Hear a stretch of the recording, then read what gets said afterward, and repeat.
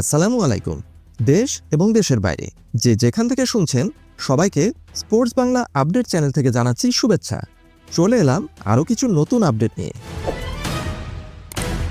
সম্প্রতি একটি breaking news সামনে এসেছে। বার্সেলোনা কিনতে পারেন সৌদি যুবরাজ। 10 বিলিয়ন ইউরোর এক বিশাল প্রস্তাবের খবর বেরিয়েছে সংবাদ মাধ্যমগুলোতে।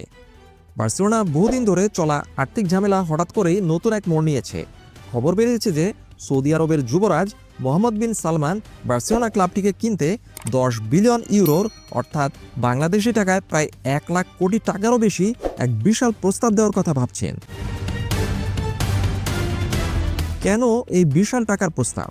বার্সেলোনাকে ঋণ থেকে মুক্তি দিতে পারে এই বিশাল আর্থিক প্রস্তাব। এই বিপুল পরিমাণ টাকা দিয়ে বার্সেলোনার ঘাড়ে বয়ে চলা প্রায় 2.5 বিলিয়ন ইউরোর এক বিশাল ঋণ শোধ করা সম্ভব হবে।